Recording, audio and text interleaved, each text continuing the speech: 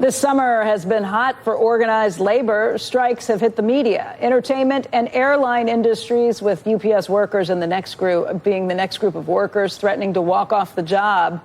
Joining us right now for more is Seth Harris. He is a top former labor advisor to President Biden. He's currently a senior fellow at Northeastern's Burness Center for Social Change. And Scott Linicombe is vice president of general economics at the Cato Institute. Gentlemen, welcome to both of you. Seth, why don't we start with you? Joe Biden has described himself as the most pro-union president ever. And there's a lot of turmoil out there right now. There have already been warnings and concerns about what happens not only with the strikes we just talked about, but also when it comes to the auto workers whose contract is up at the end of September. And there have been messages coming from the UAW and other places saying, stay out of this, don't get involved. If all of these crippling strikes come, what do you think the White House will do? Oh, I think the White House will not get involved. They already are involved in the discussions between the UAW and the automakers. They're trying to help both sides understand both what the stakes are and what the public policy options are that are available to them.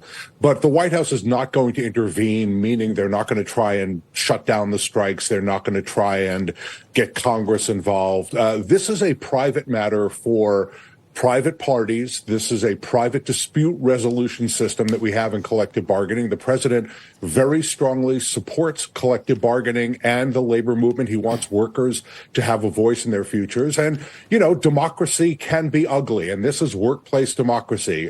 These workers are exercising their worker power to improve the quality of their lives, raise wages, get better benefits, get rid of some unsafe and unhealthy working conditions, and to protect their futures. The president understands all that, so he's going to monitor it. He's going to encourage the parties to stay at the table and to negotiate, but ultimately it's going to be up to them to come to a resolution. Scott, is that a recipe for some difficult views politically if all of these unions actually do go on strike when you're talking about an election that's only about 14, 15 months down the road? Well, it certainly isn't going to be easy for the president because he's really walking a tightrope.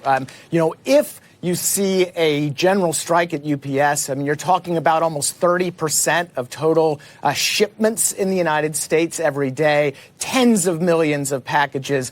The economic impact could total in the billions of dollars if you see a work stoppage. And so for a president running on Bidenomics and the economy, that's a pretty tough pill to swallow and just stand on the sidelines. But, I agree with Seth that it's unlikely to see any direct intervention. Instead, it's more likely going to be working the phones behind the scenes.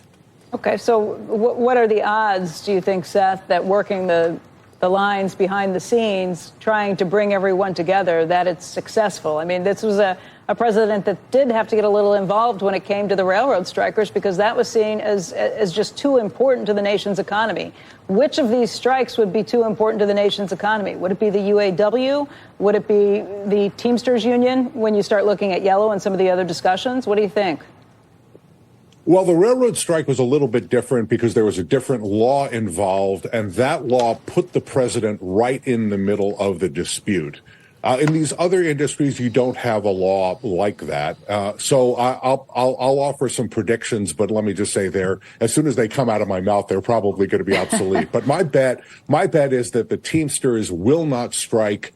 And if they do strike, it'll just be for a few days. They are very close to a deal with UPS. They've gotten some of the biggest, thorniest issues out of the way. They got rid of the hated two-tier system. They've solved some heat hazard issues. They've gotten rid of forced overtime. It's really down to the economic issues there. And those are generally issues where you clearly understand what needs to be done in order to solve it. The UAW, on the other hand, I think that there is a heightened risk of a strike. I think that there's a great deal of unhappiness among the members at the UAW about the two-tiered system that was put in place there. We just heard a report on your air that the General Motors is making money hand over fist. They're going to have to come forward with a very generous proposal to the UAW's members in order to avoid a strike there. And of course, we already have two strikes going on in Hollywood right now. I think the studios absolutely blew it in those negotiations. They misunderstood what the actors and the writers wanted, and the The offers that they made were just chintzy. They were inadequate.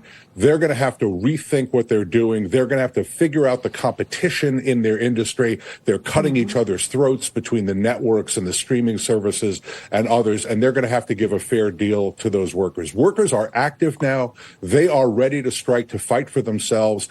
Corporate America is going to have to think differently about the way they deal with their workers. Hey, Scott, I'll give the last word to you. What does this mean just in terms of inflationary pressures and things that we will be watching when it comes to the Fed and the broader economy on these issues? Well, as important as these industries are, it's still critical to remember that we are still talking about a small sliver of the U.S. economy. Private sector unionization these days hit an all-time low in 2022. It's only about 6% of the workforce.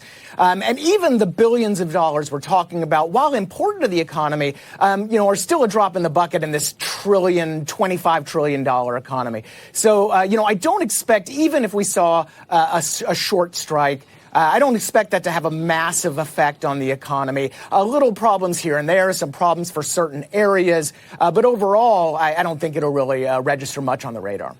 Scott, Seth, want to thank you both. Thank you. My pleasure.